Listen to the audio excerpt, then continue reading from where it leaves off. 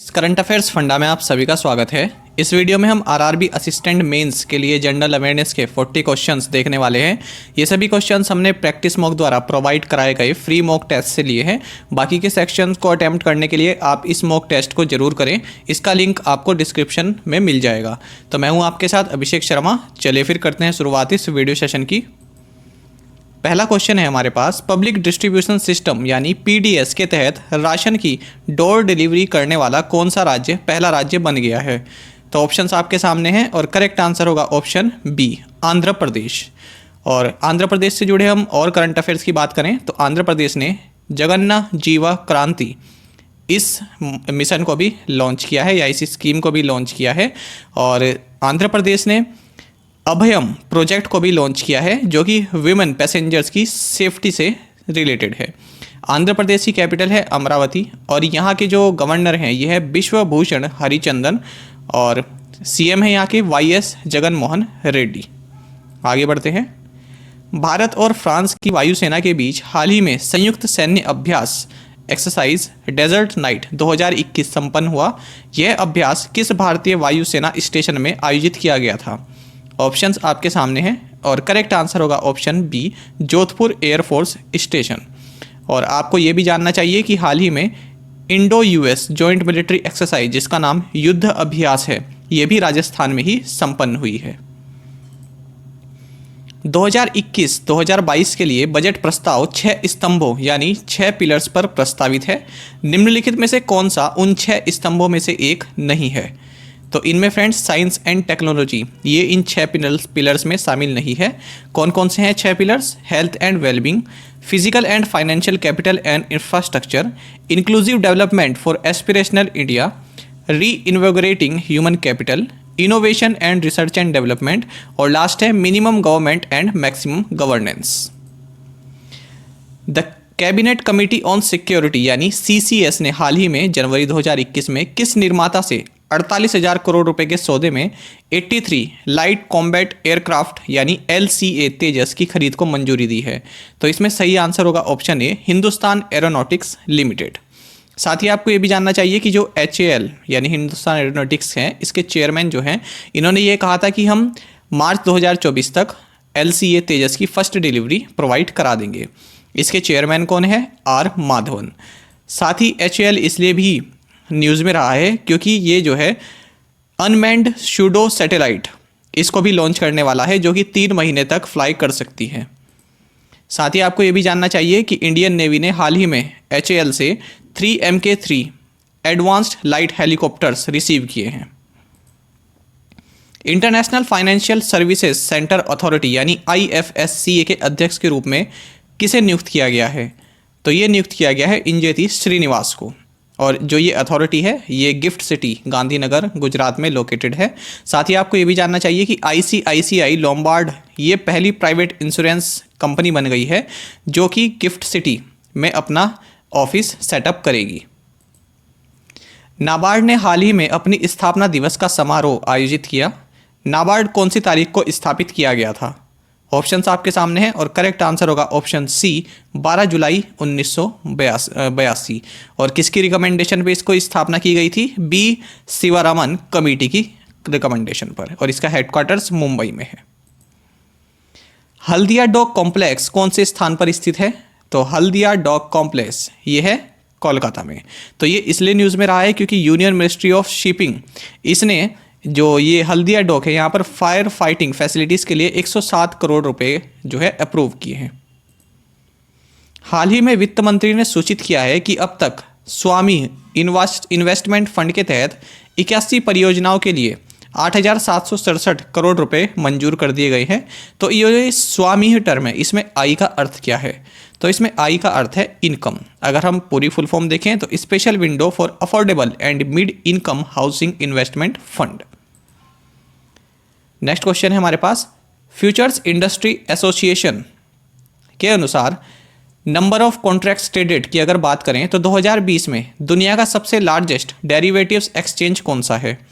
तो ये है national stock exchange of India.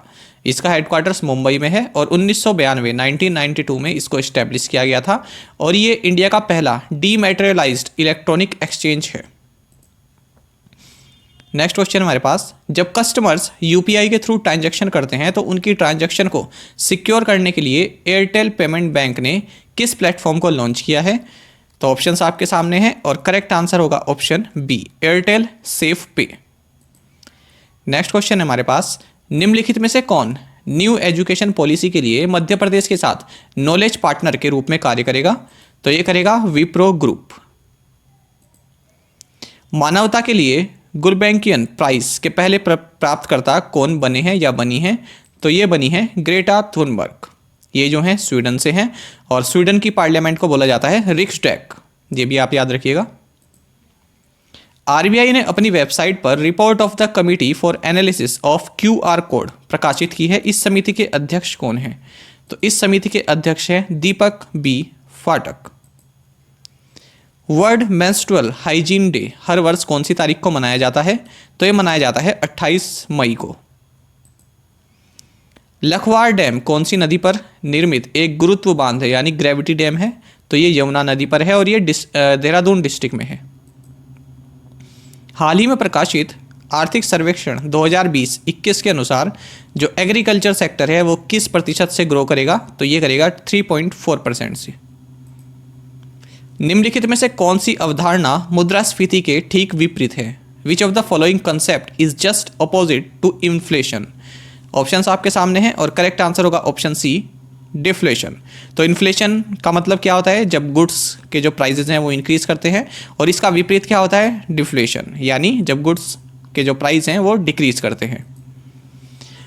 हाल के समाचारों के अनुसार विश्व के सबसे ऊंचे शिखर माउंट एवरेस्ट की ऊंचाई 1954 में सर्वे ऑफ इंडिया द्वारा किए गए अपने पिछले माप से 86 सेंटीमीटर बढ़ गई है। पुस्तक romancing targets get closer to selling in 7 steps के लेखक कौन है? तो इसकी लेखिका हैं निधि वाधेरा। वानखेड़े स्टेडियम कौन से भारतीय शहर में स्थित है? तो ये महाराष्ट्र के मुंबई शहर में स्थित है। वर्चुअल ग्लोबल वैक्सीन समिट 2020 की मेजबानी ब्रिटेन के प्रधानमंत्री बोरिस जॉनसन ने लंदन से की। यह निम्नलिखित में से किसके द्वारा आयोजित किया गया था? तो ये समिट आयोजित की गई थी गावी के द्वारा। गावी यानी global alliance for vaccines and immunisation. Bharat में फाइनेंशियल स्टेबिलिटी रिपोर्ट निम्नलिखित में से किसके द्वारा प्रकाशित की जाती है? तो ये प्रकाशित की जाती है रिजर्व बैंक ऑफ इंडिया के द्वारा। Turkmenistan world trade organisation WTO में ऑब्जर्वर स्टेटस पाने वाला 25वां देश बन गया है। तुर्कमेनिस्तान की राजधानी क्या है? तो इसकी राजधानी है अशगाबाद। सेबी ने निम्नलिखित में से किस व्यक्ति की अध्यक्षता में 7 सदस्यीय विशेषज्ञ समूह की स्थापना की है जो शेयर आधारित कर्मचारी लाभों की रूपरेखा की समीक्षा करता है और स्वेट इक्विटी जारी करता है और नीति में बदलाव की सिफारिश करता है? तो ये कमेटी हेड कर रहे हैं संदीप भगत। देखिए, स्वेट इक्विटी क्या होती है? कंपनी जब अपने शेयर्स केवल अपने एम्प्लॉयज़ या फिर डायरेक्टर्स को ऑफर करता है, वो भी डिस्काउंट रेट पर या फिर अदर देन कैश, ठीक है, तो उसको बोलते हैं equity shares, sweat equity shares. Venkateswara मंदिर निम्नलिखित में से कौन से भारतीय राज्य में स्थित है? तो ये आंध्र प्रदेश में है। किस राज्य ने मछली पकड़ने वाले समुदाय की आजीविका में सुधार के लिए परिवर्तनम योजना शुरू की है? तो ये योजना शुरू की गई है केरल के द्वारा। केरल की अगर बात करें तो यहाँ के सीएम हैं पिनरई विजयन और यहाँ के गवर्नर हैं आरिफ मोहम्मद खान और तिरुवनंतपुरम यहाँ की कैपिटल है। CFMS विभिन्न कार्यालयों में बनाए गए चालू खातों पर परिचालन का सक्षम करने के लिए RBI द्वारा संचालित एक प्रणाली है। CFMS का पूरा नाम क्या है? तो CFMS का पूरा नाम है सेंट्रलाइज्ड फंड्स मैनेजमेंट सिस्टम। नवंबर 2020 में केंद्र सरकार ने क्षेत्रीय ग्रामीण बैंकों यानी रीजनल रूरल बैंक्स को उनकी नियामक पूंजी की आवश्यकता पूरा करने के लिए कितने रुपए प्रदान किए? तो ये किए 670 करोड़ रुपए। 12वीं गृह समिट 2020 को आभासी रूप से यानी वर्चुअली आयोजित किया गया। तो गृह समिट 2020 का विषय क्या रहा? तो इसका विषय रहा है रिजुविनेटिंग रेजिलिएंट हैबिटेट्स। गिद्दा निम्नलिखित में से कौन से भारतीय राज्य का लोकप्रिय नृत्य है? तो ये पंजाब का एक लोक नृत्य है। इंटरसिटी रेल यात्री के साथ यात्रा करने वाले बस ग्राहकों को घरेलू यात्रा बीमा प्रदान करने के लिए इंटरसिटी रेल यात्री के साथ किस बीमा कर्ता ने भागीदारी की है? तो ये भागीदारी की है SBI general insurance company limited ने। साथ ही आपको ये भी जानना चाहिए कि हाल ही में SBI जनरल इंश्योरेंस ने PC कांडपाल यानी प्रकाश चंद्र कांडपाल को अपना MD एंड CEO नियुक्त किया है। IFSC एक 11 अंकों का अल्फा न्यूमेरिक कोड है जो RBI द्वारा प्रत्येक भुगतान प्रणाली में विशिष्ट रूप से भाग लेने वाली बैंक शाखा की पहचान करने के लिए दिया जाता है। IFSC का पूर्ण रूप क्या है? तो IFSC का पूर्ण रूप है Indian financial system code. Human freedom index 2020 के अनुसार भारत की कितनी रैंक है? तो इसमें भारत की रैंक है 111 और इस इंडेक्स को टॉप किया है न्यूजीलैंड ने, उसके बाद स्विट्जरलैंड और फिर हांगकांग। ये इंडेक्स प्रिपेयर किया गया है वास्क्वेज एंड फ्रेड मैकमोहन द्वारा। भारत ने साउथ अफ्रीकन कस्टम्स यूनियन के साथ अधिमान्य व्यापार समझौते यानी प्रेफरेंशियल ट्रेड एग्रीमेंट के लिए जो पहल है उसको फिर से रिवाइव किया है, पुनर्जीवित किया है। तो SACUV यानी साउथ अफ्रीकन कस्टम्स यूनियन, इसका मुख्यालय कहाँ पर है? तो इसका मुख्यालय है विंडहॉक, नामीबिया में। भारतीय रिजर्व बैंक ने निम्नलिखित में से किस बैंक को डोमेस्टिक सिस्टमैटिकली इम्पोर्टेंट बैंक का नाम दिया है? तो ये दिया गया है SBI, ICICI बैंक और HDFC बैंक को। Young champions of earth 2020 prize के भारतीय प्राप्तकर्ता कौन बने हैं? तो ये बने हैं विद्युत मोहन, और इनकी एक सोशल एंटरप्राइज भी है टकाचार। साथ ही क्वेश्चन इस तरह से भी फ्रेंड्स पूछा जाता है कि जो ये अवार्ड है young champions of the earth 2020 prize, ये कितने लोगों को दिया गया है? तो ये 7 लोगों को दिया गया है। इंडसइंड बैंक ने निम्नलिखित में से किसके साथ अपना पहला metal credit card Pioneer heritage credit card launch किया है? तो ये किया है मास्टर कार्ड के साथ। कौन सा उच्च न्यायालय यूट्यूब पर अपनी अदालती कार्रवाई को लाइव स्ट्रीम करने वाला देश का पहला उच्च न्यायालय बन गया है? तो ये बन गया है Gujarat high court. RBL bank ने अपने ग्राहकों को जीवन बीमा उत्पादों की एक श्रृंखला को पेशकश करने के लिए किस बीमाकर्ता के साथ एक बीमा समझौता साइन किया है? तो ये किया गया है ICICI प्रूडेंशियल लाइफ इंश्योरेंस के साथ। रिजर्व बैंक ने 250 करोड़ रुपए के शुरुआती योगदान के साथ एक PIDF बनाने की घोषणा की है। PIDF का पूरा नाम क्या है? तो इसका पूरा नाम है पेमेंट इंफ्रास्ट्रक्चर डेवलपमेंट फंड। और अब है फ्रेंड्स आपके लिए एक practice question. The third Bangladesh film festival 2021 inaugurated in which city? तीसरे बांग्लादेश फिल्म महोत्सव 2021 का उद्घाटन किस शहर में हुआ है? बिल्कुल लेटेस्ट करंट अफेयर है और आपको कमेंट बॉक्स में बताना है।